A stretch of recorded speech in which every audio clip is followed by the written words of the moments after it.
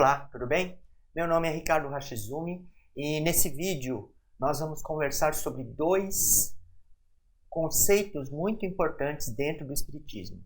O conceito de caridade e o conceito de humildade. Começando pelo conceito de caridade, o que é a caridade? A caridade é um conceito muito mais amplo do que aquele conhecido comumente, conhecido popularmente. Então, caridade não é só dar coisas, por exemplo, não é só dar esmola, não é só dar uma contribuição para alguma casa, entidade de caridade. Não, isso pode ser caridade, isso não pode ser caridade. Você já vai entender por quê. A melhor definição que eu conheço de caridade é a de Joana de Ângeles, que fala assim, que a caridade é o amor em movimento. E aí você pode se perguntar, tá, tudo bem, e o que é amor, né? Amor, segundo Divaldo Franco, é toda vez que você se movimenta para fazer o bem para o próximo ou o bem para você mesmo, porque fazer o bem para você mesmo também é muito importante. Nos dois mandamentos que Cristo nos deixou, os dois mandamentos mais importantes da nossa vida, que é amar a Deus sobre todas as coisas e amar ao próximo como a si mesmo, ele já está dizendo nessa frase que você precisa se amar também, tá? Eu vou fugir um pouquinho do tema caridade, depois eu volto, mas só para explicar esse ponto, que é importante que você aprenda a se amar. Como que a gente consegue ver que Cristo está falando isso? É assim, primeira frase, amar a Deus sobre todas as coisas. E eis o segundo mandamento, que é parecido com o primeiro. O próprio mestre fala que o segundo conceito é parecido com o primeiro conceito. Então, amar ao próximo como a si mesmo. E amar ao próximo como a si mesmo pode ser interpretado corretamente de duas formas. Amar ao próximo como você gostaria que as pessoas te amassem e amar ao próximo e a si mesmo. Então, temos dois conceitos aí muito importantes.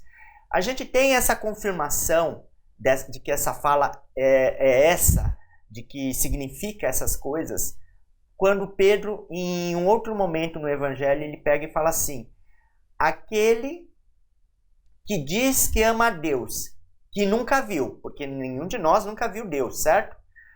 Apenas Cristo viu Deus até hoje. Aquele que ama a Deus, que diz que ama a Deus, que nunca viu, mas não ama o próximo que vê todos os dias, é mentiroso. Então, olha só, isso é uma confirmação de Pedro, dizendo que é isso mesmo. Se você não ama a Deus, se você não ama o próximo, você não ama a Deus. Por analogia, se você não ama a si mesmo, você não consegue amar ao próximo. Você precisa aprender a se amar para aprender a amar ao próximo. E quando você aprender a amar ao próximo, você está aprendendo a amar a Deus. Divaldo Franco chega a dizer o seguinte, que quem não se ama, não ama a ninguém. Eu não sei se essa frase é uma frase dele ou se é uma frase de Joana de Ângeles, tá? Mas faz todo sentido, concorda? Mas aí voltando para a caridade, para o conceito de caridade. Então, caridade é o amor em movimento.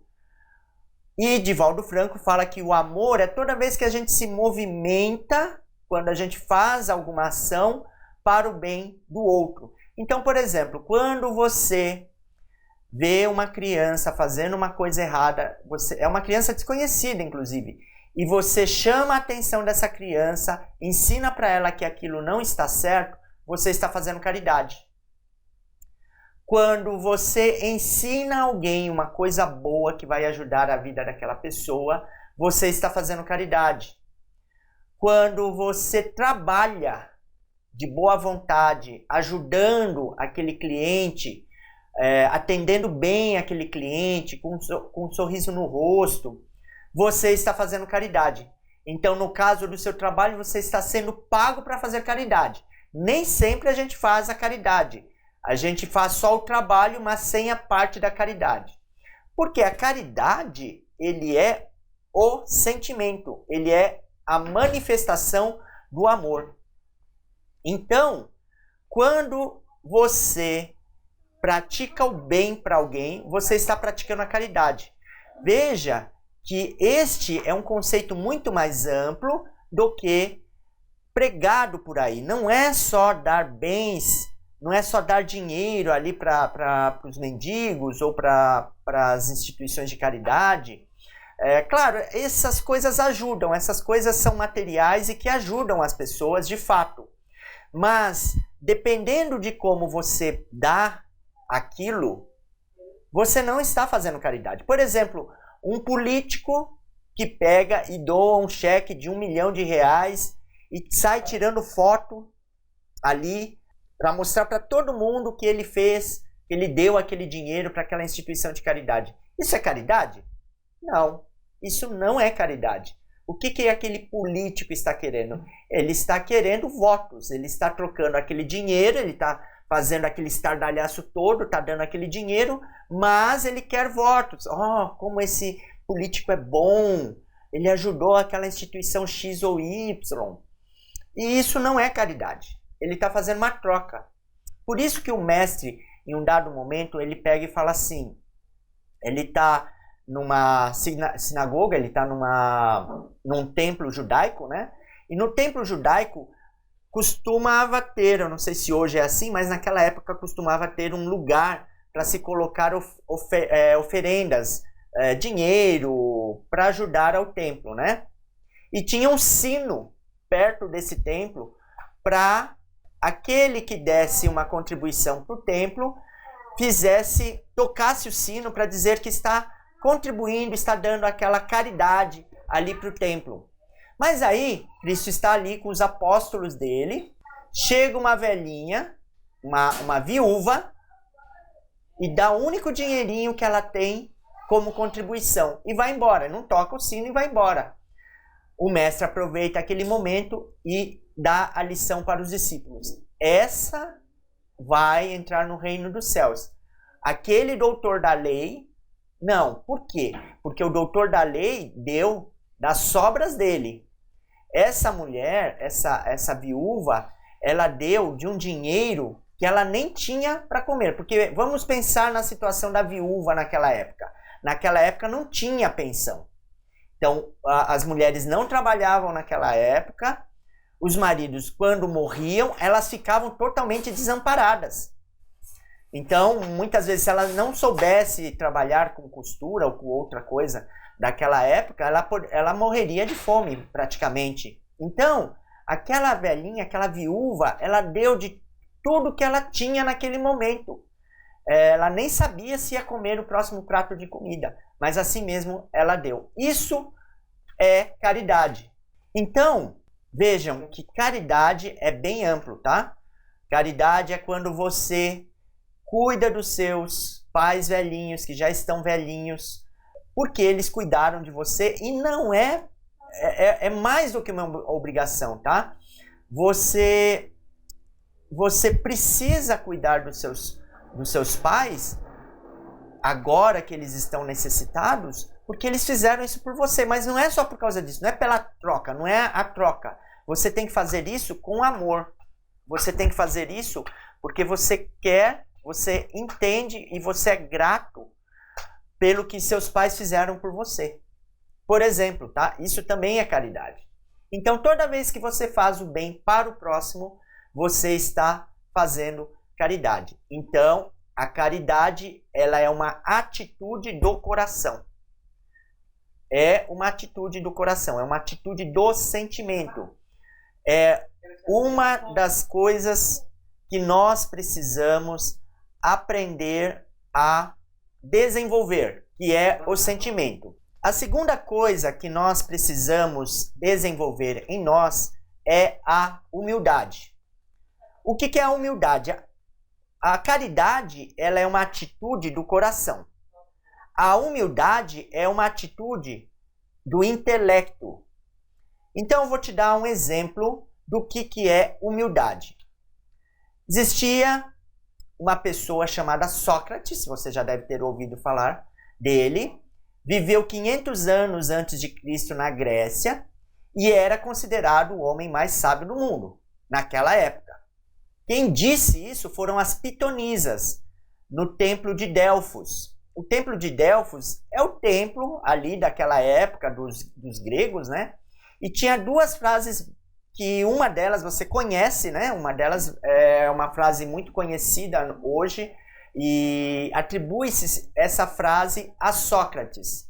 Então, essa frase estava no templo de Delfos. Conhece-te a ti mesmo. Essa é a frase que Sócrates encontra no templo de Delfos. A outra frase é nada em excesso. Nada em excesso, inclusive, é interessante porque Buda, mais ou menos na mesma época contemporânea ali de Sócrates, ele também fala o seguinte, que o caminho para o não sofrimento é o caminho do meio. Olha que interessante. Então, e eles vivendo em lugares diferentes, né? Eles são, na verdade, eles são precursores do cristianismo, precursores das ideias de Cristo. Então, as duas frases foram encontradas ali no templo de Delfos. Nada em excesso e conhece a ti mesmo. E aí, Sócrates foi considerado pelas pitonisas, ele entra, né? A primeira vez que ele entra ali no templo de Delfos, ele entra no templo de Delfos e as pitonisas, que são sacerdotisas, né? Elas, reverenciem o homem mais sábio deste planeta. E aí elas reverenciam, né? E aí o Sócrates olha para trás, olha para os lados, né? Cadê o homem mais sábio do mundo? Quem que é o homem mais sábio do mundo? Eu também quero conhecer esse homem mais sábio do mundo, né? E as pitonisas, você. Não, eu não pode ser. Vocês, eu acho que vocês estão enganadas e eu vou provar que vocês estão enganadas. E aí ele sai pelo mundo. Ele sai pelo mundo fazendo perguntas para as pessoas, procurando pelo homem mais sábio do mundo, para provar que ele não era o homem mais sábio do mundo. E aí ele entrevista políticos, ele entrevista artesãos, artistas e assim por diante. E aí, primeiro ele faz perguntas sobre a área da pessoa. Então, por exemplo, para o político fazia perguntas sobre política. Para o artesão fazia perguntas sobre artesanato. Para o artista fazia perguntas sobre arte. E aí, todo mundo conseguia responder sobre todas as coisas do campo dele. Ótimo. É natural. Ou quase natural, né? Aí ele começa a fazer perguntas sobre coisas que não tem nada a ver com o campo dele. Então, por exemplo, para o político ele perguntava sobre arte. Para o artista ele perguntava sobre política. E assim por diante. E aí ele teve uma grande surpresa. Qual que foi a grande surpresa de Sócrates? Sócrates, todo mundo conseguia responder sobre tudo. E ele, nossa senhora, como pode, né? Na verdade, Sócrates fazia perguntas que nem ele sabia a resposta. Se algum deles tivesse tido a humildade de falar, não, eu não sei responder isso, qual que é a resposta? Sócrates também ia falar, também não sei, eu só perguntei para saber se você sabia. E a terceira coisa que Sócrates fez foi entender como essas pessoas viviam. Por quê? Porque não adianta você pregar uma coisa e fazer coisas diferentes daquilo que você prega. Então você precisa, quando você fala de alguma coisa, você precisa também ter um comportamento consistente com aquilo. Então, você está ensinando, por exemplo, que é feio mentir para o seu filho. E aí, daqui a pouco, você pega e atende o telefone toca e você pega e fala para o seu filho, não, fala que eu não tô. E aí, você tem uma contradição aí, né? Então, você está ensinando para o seu filho que não é para mentir, mas você está mentindo. Como que você consegue fazer isso? Você não consegue fazer isso. E aí, Sócrates, decepcionado, volta para o templo de Delfos, chega para as pitonisas e fala, nossa, realmente vocês têm razão, eu sou o único, eu sou o homem mais sábio desse planeta, dessa terra. E as pitonisas aí ficam curiosas, né? Como que você descobriu isso? Porque eu sei que eu sou o único que não sabe nada. Eu sou o único que tem essa consciência. Não quer dizer que Sócrates ele não tenha sabedoria, ele não tenha conhecimento. Não, não é isso. Quando ele diz assim, eu só sei que nada sei, ele está querendo dizer o seguinte. Ele está querendo dizer que o conhecimento que ele tem, apesar de ser grande, ele nunca vai abranger, por exemplo, conhecimento sobre o universo. Mas imagine que o conhecimento dele abrangesse o universo. Existem infinitos universos. Então existe um universo de universos. Então mesmo que ele conheça a nossa galáxia, ele ainda não conhece as outras galáxias, que são infinitas. Então ele tem a humildade, o único que tem a humildade de dizer que ele não sabe. Então, e veja que isso é uma postura mental. Por que essa postura mental é importante? Por que isso é uma das principais, se não a principal mensagem que o mestre nos ensina? Porque se você não tem humildade, você não aprende nada. Você precisa ter humildade para conseguir aprender. Qual que é o contrário da humildade? É o orgulho. Se você é orgulhoso, então você sabe tudo. Se você sabe tudo, você não tem mais nada para aprender. Então você se fecha. Quando você é orgulhoso, você se fecha para os conhecimentos. Então veja como é importante você ter humildade. Na verdade, hoje estou gravando esse vídeo no dia 2 de maio de 2020 e olha só, a nossa ciência está muito avançada. A nossa tecnologia, você está assistindo esse vídeo aí por YouTube. Olha em que nível de desenvolvimento nós chegamos em termos de tecnologia. Só que se o cientista, como muitos cientistas do passado diziam, eles sabiam, não há mais nada para ser descoberto. Eu não lembro que cientista que falava isso, mas tinha um cientista que falava isso. Se os cientistas de hoje tivessem a postura dos cientistas, muitos cientistas do passado, nós nunca teríamos evoluído tanto em termos de tecnologia. Então nós precisamos ter humildade para aprender, porque senão a gente não aprende. E aí, então, são dois fundamentos importantes para a nossa vida: humildade, caridade. E aí Cristo, ele usa a figura das crianças para nos ensinar isso.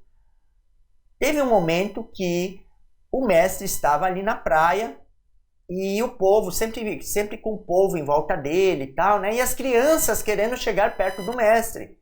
E os apóstolos empurrando, não, fica longe do mestre e tal, né? E aí o mestre fica até chateado com isso, né? Ele, não, deixai vir a mim as criancinhas, porque delas é o reino dos céus. E aí ele dá mais uma lição. Cada ato do mestre na terra é uma lição, né? E por que Cristo diz isso? Por que ele fala que deixai vir a mim as criancinhas, porque delas é o reino dos céus? Porque a criança, ela é ao mesmo tempo humilde, ela sabe que ela é uma criança, ela sabe que ela vai crescer, ela sabe que nesse processo de crescimento ela precisa aprender. Então ela é humilde, ela está aberta a aprender todas as informações que vierem para ela, ela vai aprender e vai, porque ela sabe que aquilo é importante, que aquele aprendizado é importante, que ela está num processo de crescimento intelectual. E também ela é caridosa. Como que eu sei que ela é caridosa? Você já deve ter visto uma criança brigando com a outra, né? Depois de quantos minutos elas estão brincando juntas novamente? talvez não demore, elas não fiquem de mal, talvez nem 1 minuto, né? Dependendo da criança.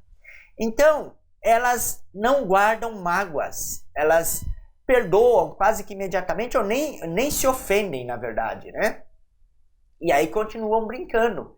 Então, por isso que o mestre usou a figura da criança como a figura da pureza, porque a criança ela reúne a humildade e a caridade. Ela não guarda mágoas. Não guardar mágoas é uma forma de caridade. E a humildade, ela quer aprender, ela é curiosa. Tem muitas crianças que são até curiosas em excesso, né? Mas ela quer aprender, ela quer descobrir o mundo. E por isso que ela é assim. E aí assim, se nós conseguirmos adotar essa postura, e nós temos que nos esforçar para fazer isso, né? Nós temos que nos esforçar para termos estas duas atitudes, a atitude intelectual da humildade e a atitude do sentimento caridade. E aí assim nós vamos conseguir evoluir um pouco mais. E aí é isso. Nesse vídeo nós então conversamos um pouquinho sobre caridade e humildade. Eu espero que você tenha gostado. Se você tiver alguma dúvida, por favor, deixe aqui nos comentários aqui abaixo. Se a dúvida for simples, nós tiraremos nos próprios comentários. Se não, nós faremos um vídeo só para esclarecer essa dúvida. Se essa dúvida for muito complexa e considerarmos essa dúvida bastante relevante para o nosso crescimento espiritual, para a nossa autoiluminação, nós faremos um vídeo sobre esta dúvida. Eu peço que vocês se inscrevam no nosso canal, dê um like para nós, deixe uma palavra do que você achou sobre esse vídeo aí nos comentários, uma palavra só, tá bom? Eu agradeço por terem me ouvido até agora e eu espero você no nosso próximo vídeo. Um grande abraço.